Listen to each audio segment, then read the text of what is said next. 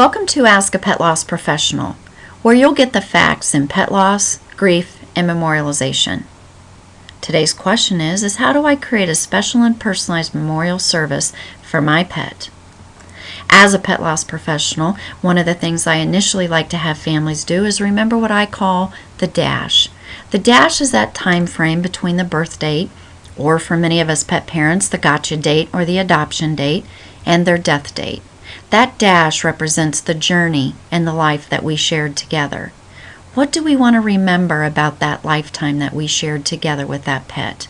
From the holidays, to the trips we took, to the other memories that were created.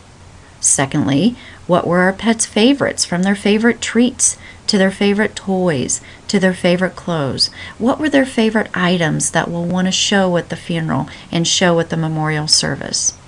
And lastly, what was the lessons that we learned in the life that we shared together?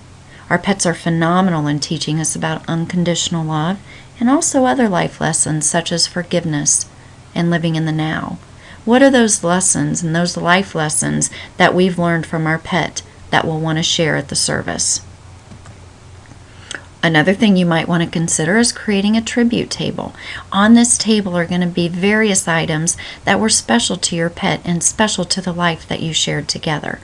From their food bowl, filled with their favorite treats, to their collar, to their leash, to favorite pictures of the family and the pet together. All of these things will go on the tribute table, including letters written from each member of the family that are in honor of the life that you shared together.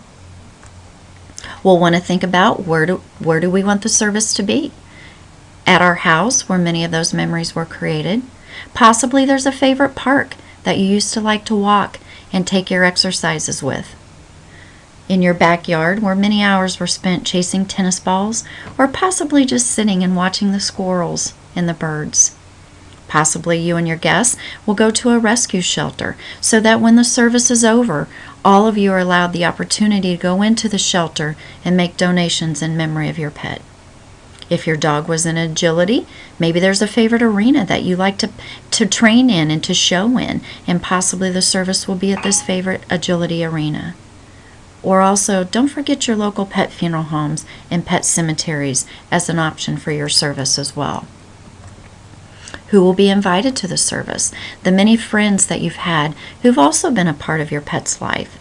Other family members such as your aunts, uncles, cousins, and don't forget the grandparents. Children's friends who've been in and out of your house for years and have been a part of that pet's life. The groomer and the vet clinic who too have spent many hours with your precious pet. Other pet friends, and of course, the pet sitter. Now, I also want to talk to you. Many people feel very uncomfortable inviting others to a funeral or to a memorial service for their pet, and they wondered how people will look at that. You're not alone. What I like to tell families is this memorial service that you're going to be having is really a service for support for you. So when you make that phone call, it's more of asking and telling your friend, I need you to be with me on Sunday afternoon at 2 o'clock. You know how special Miko was to me, and I really need my friends and my family for support right now. Will you be there with me? So don't hesitate to word your invitation like that in asking people to be there to support you. What will you do at your service? There's a variety of beautiful poems that can be read. Possibly each guest lights a candle in honor of your pet. Reading special biblical verses. Have everyone share a memory that they've had of your pet. Play musical selections that were special to you or remind you of the life that you shared with your pet. Read a eulogy. Remember that first day that you brought your special pet home and the life that you shared together. Have food available. Don't forget, have food available for the two-legged and the four-legged guests, and possibly conduct a drive to support a shelter in honor of your pet. Here's an example of a service card. On the front of the card is a picture and a precious little saying. We know everyone says it, and then on the inside, but he truly was the best dog. And there begins the service layout. A lighting of the candle by Chris, memories shared by Amy, a playing of Mike the dog's special music, and a poem read by Brian. Whatever you do, take this time to honor the life you shared together.